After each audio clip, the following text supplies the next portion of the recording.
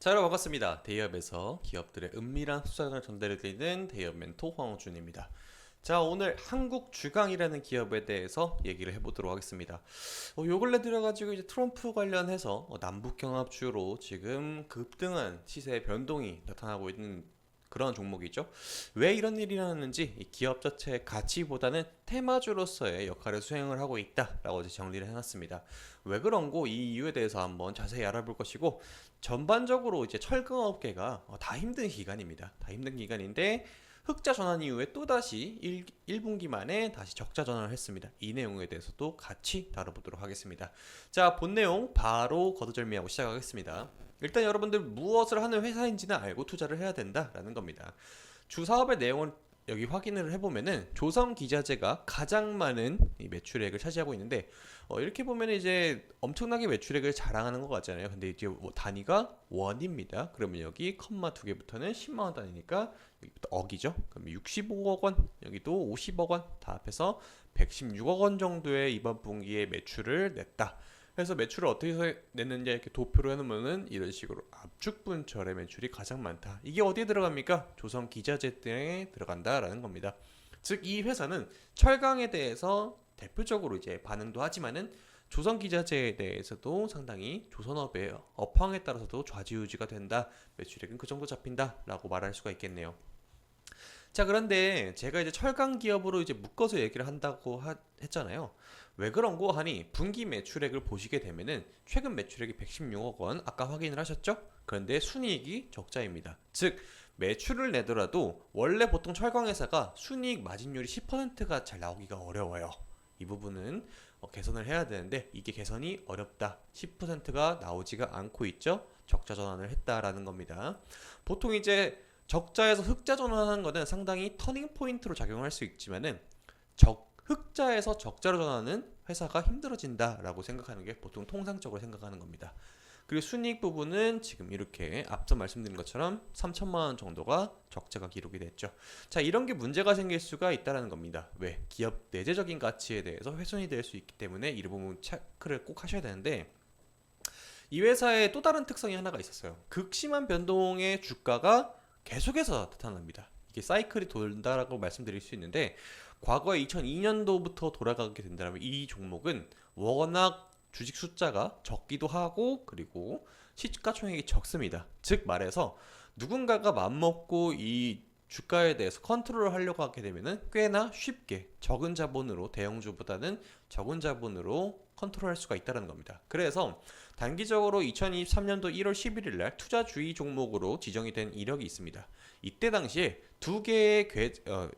한 개 내지 두 개의 계좌에서 기관 투자자가 이번에는 이제 건드렸었는데, 이 공시는 3일간의 판매 일수, 그러니까 관여된 일수가 2일 정도 이 단일적으로 단기적으로 이제 계좌 두 개가 이제 관여를 해서 이 시세를 만들어냈다라는 겁니다. 그래서 얘기를 이어가자면은 이 소수 거래가 지정이 된다라는 거는 앞서 설명드렸듯 누군가가 의도적으로 주가를 끌어올리고 또다시 급락이 나오는 패턴을, 이 특징을 갖고 있는 한국 주강이다라고 정리를 할 수가 있겠습니다.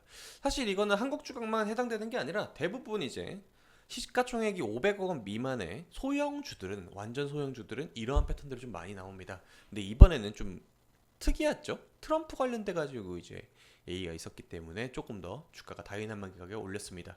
그런데 이제 최근에 들어서 제가 이 사례로 보여드렸던 2023년도의 데이터는 바닥권 대비해서 주가가 거의 2배 가까이 상승을 했고, 이날 투자주의 종목이 지정이 되고 나서 조금 약반등으로 움직이는 듯한 모습 보여주다가 어김없이 반절, 약 50%가 넘는 되돌림이 나와주고 다시 한번 또 상승을 재차하다가 또 한번 발생하고, 이런 식으로 이제 지정이 되었습니다.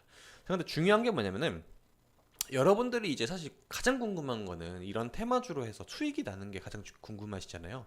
이게 패턴이 보이는 경우에는 이걸 잘 이용하게 되면은 큰 수익도 벌 수도 있겠지만, 반대로 대응이 되게 어려운 종목이기도 합니다. 왜냐면 이제 1분 단위로 이제 변동성이 막 몇십 퍼센트가 나오는 경우도 많긴 하죠. 예, VI가 걸린다고 했을 때. 그래서 이런 걸 좀 잘 이용을 한다면은 기회가 될 수도 있지만, 대부분의 경우에는 이제 힘든 경우로 이어지는 경우가 많으니까 여러분들 꼭 주의하시고, 이 투자 주의라는 게 여러분 걸리게 되면은 자, 보세요, 여러분들. 이 종목의 시가총액을 제가 보여드릴 건데, 얘가요, 최근에도 이렇게 많이 비슷하게 올라가는데, 이 시가총액이 277억 원이에요. 근데 보시면은, 이 주주 구성이거든요. 여기 보시면은 한국제강이 대부분의 한국 주강을 갖고 있죠. 지분을.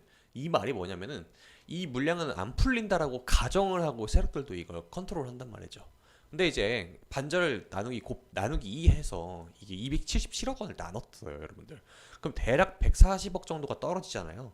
이 140억을 누군가가 현금으로 땡겨서 이제 140억을 띄우기는 참 많은 돈이 들어간다는 말이죠. 그렇죠? 그래서 통상적으로 2, 30억으로 이제 컨트롤하는 경우가 많은데 2, 30억도 현금을 다 태우지는 않습니다. 이런 경우에 뭘 사용하느냐? 미수 거래를 해요. 미수 거래 같은 경우에는 예를 들어 제가 100만 원이 있으면은 130만 원까지 주문이 보통 통상적으로 들어가요.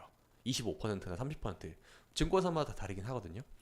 그래서 이제 레버리지를 쓴다라고 말을 하는데 이거는 2일 내에 갚아야 돼요. 그러니까 얘네들은 특정 기간 동안 계속 바닥권에서 가장 많이 싸게 물량을 끌고 모으고 얼마나 맛있는 재료를 만들어서 개인 투자자들이 나머지 물량을 끌어올릴 만큼의 재료를 만드는 게 가장 포커스를 둔 애들입니다.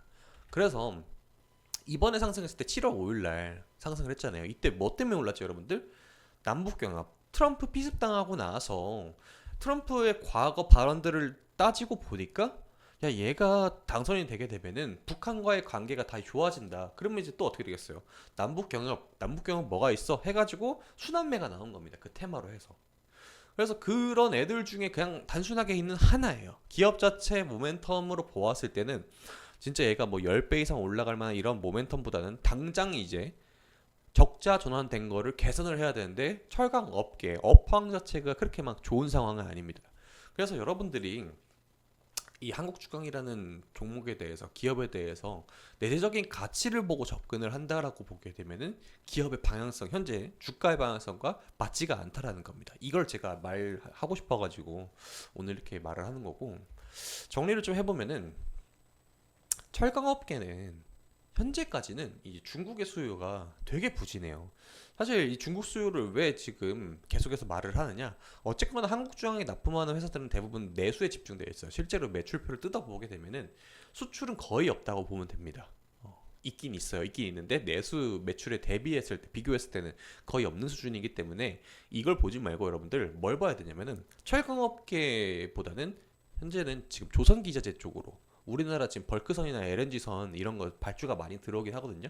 실질적으로 이제 한국 주강이 그 관련된 뭐 회사들한테 납품이 이루어지는지 그게 꾸준히 이루어지는지 납기일은 언제인지 이걸 좀 파악을 해야 한다는 겁니다. 근데 그게 어렵죠. 그거 이제 제가 해드릴 테니까 다음 영상에서 그거 보는 법에 대해서 알려드릴 테니까 여러분들 꼭 다음번 영상도 기대하고 봐주시고요. 당분간은 계속해서 이제 트럼프 그리고 이번에 해리스 부통령으로 이제 과거 이제 부통령을 했었죠. 이분으로 이제 경합이 넘어가게 되었습니다. 바이든이 사퇴를 했기 때문에 이렇게 되면서 이제 또 다른 국면에 들어갔어요. 대선의 결과는 거의 내년 초반쯤 이제 그러니까 우리 올해 거의 말쯤이면 이제 결과가 나오긴 하는데 그 기간 동안에 또 계속해서 움직일 거란 말이죠. 비슷한 패턴으로. 그래서 그 패턴들의 규칙을 잘 찾아내시고 잘 대응하시는 게 가장 좋을 것 같다.